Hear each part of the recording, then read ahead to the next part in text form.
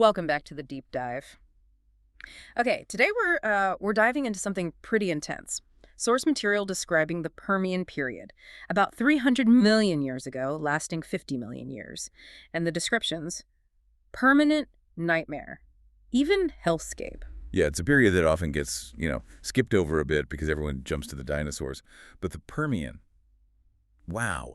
We're talking the supercontinent Pangaea. And the really strange thing, the sources suggest the land was maybe scarier than the oceans for the first time. Which is a total flip from what came before, right? The Carboniferous. Exactly. That was all wet, swampy, super high oxygen levels, giant insects, huge amphibians everywhere. Like the Permian, the environment just completely changed. It dried out massively. Right. Pangaea forming created this huge interior landmass, making the climate way drier, way more extreme.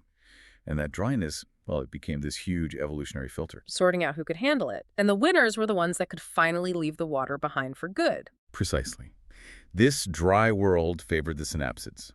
Those are the ancestors of mammals. That includes us, you listening, everyone.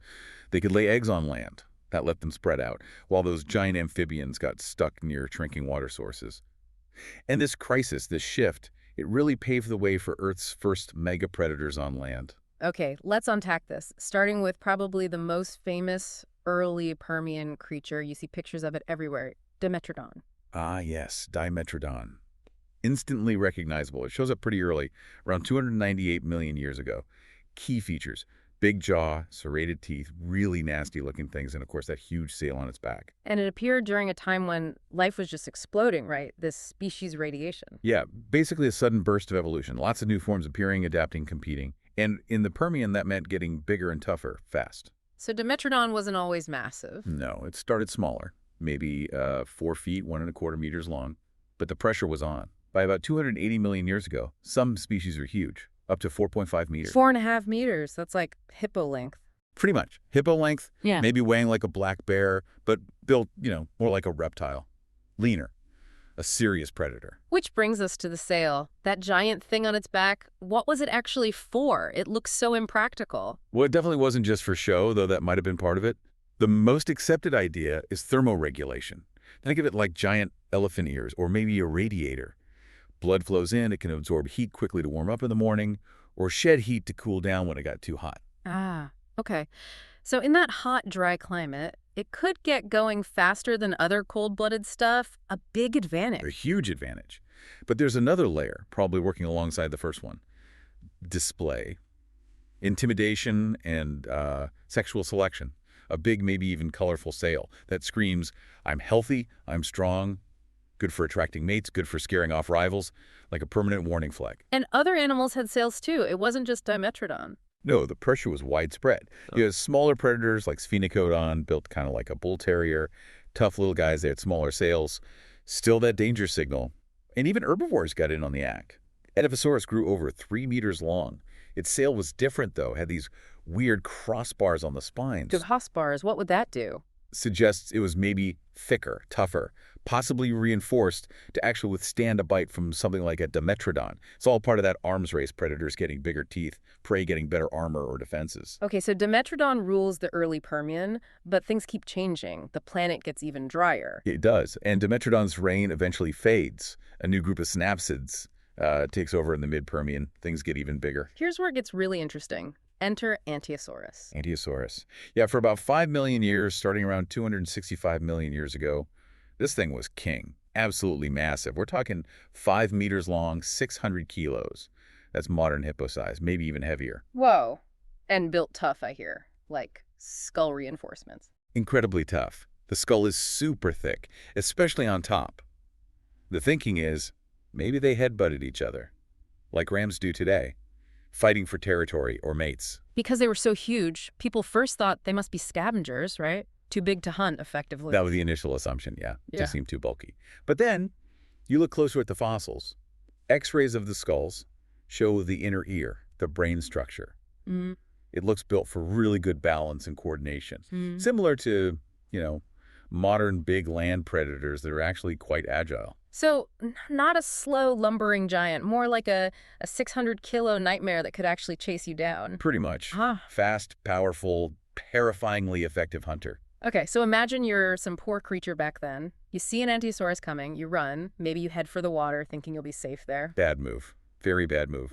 Because the water had its own monsters waiting. You'd be jumping out of the frying pan and into the, well, the jaws of a rhinoceros. Rhinoceros, what were they? Think giant amphibians. Temnospondyls is the technical term. People sometimes call them croc frogs. Not actual frogs or crocs, but you get the idea. They were big, maybe 100 kilos. While most big amphibians were struggling with the dryness, these guys still dominated the water holes and rivers. And lethal, I assume? Oh, yeah. Their whole palate, the roof of their mouth, was covered in sharp teeth. Great for grabbing fish, but also anything else that got too close. They'd just lie hidden at the water's edge.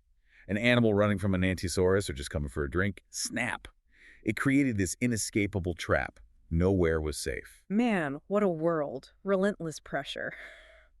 Which leads us to the late Permian, right? The source called it the screaming part of the nightmare. That's a good way to put it, Ugh. because now we get the Gorgonopsids. Gorgonopsids! The name alone sounds bad. What were they like? Some think saber-toothed cat meets Komodo dragon, but bigger and maybe weirder. They were the undisputed top dogs of the late Permian. Synapsids like Dimetrodon and Anteosaurus, but a different branch. And the saber-teeth. How big are we talking? Seriously big. Their canines evolved to be enormous, Yeah. up to 15 centimeters long in some species. 15 centimeters. That's the size of a banana. How do you even use teeth that big? How do you bite? Exactly. It's a huge mechanical problem. You can't just chomp down normally. Paleontologists called it a hassle. Their solution was incredible jaw mechanics. Gorgonopsids could open their mouths insanely wide, like up to 90 degrees. 90 degrees, like straight open. Pretty much. It allowed them to use those canines, like daggers stabbed deep into prey, and then maneuver their head to actually swallow without the teeth getting in the way. Extreme specialization. And these things were everywhere. And huge. Oh, yeah. They spread out. Up north, in what's now Russia, you had Inostrancevia, probably the biggest. Its skull was the size of a grizzly bear's head. Imagine that on a 3.5-meter-long, saber-toothed wolf lizard thing. Terrifying. Absolutely. And down south, in modern South Africa, you had Rubigiatrox, which was just as massive, a real rival. But maybe the deadliest, relatively speaking, was Scutosaurus. Smaller, maybe jaguar-sized, about 2 meters, but its teeth, its canines, were the largest compared to its body size of any Gorgonopsid. Just pure killing efficiency. Okay, but hang on. You can't have a world full of hippo-sized predators and saber-toothed nightmares without something equally impressive for them to eat, right? The herbivores must have been something else, too. Oh, absolutely.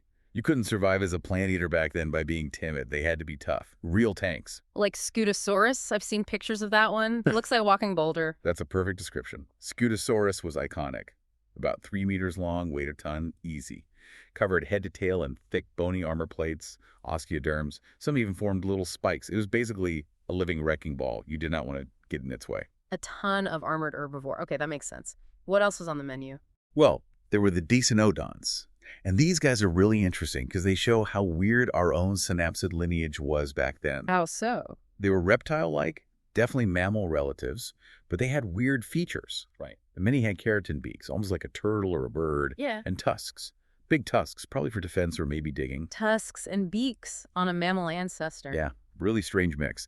They also had powerful bites and probably very thick hides.